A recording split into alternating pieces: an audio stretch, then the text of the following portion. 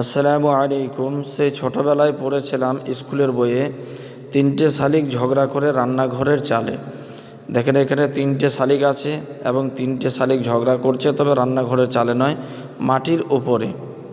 তবে যাই হোক না কেন, আজকে প্রমাণ পেলাম বাস্তবে যে কবিতাটা বাস্তবের সাথে বড় মিল আছে। খুব সুন্দর মিল আছে কবিতাটা, যে তিনটে শালিকই ঝগড়া করছে।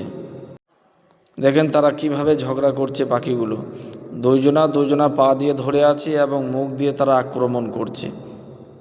তবে একটা কথা জেনে রাখতে হবে, এরা দুনিয়াতে যতই ফিতনা ফাসাদ ঝগড়া ঝামেলা করুক না কেন, এদেরকে কিন্তু কিয়ামতের দিনে আল্লাহর কাছে হিসাব দিতে হবে না।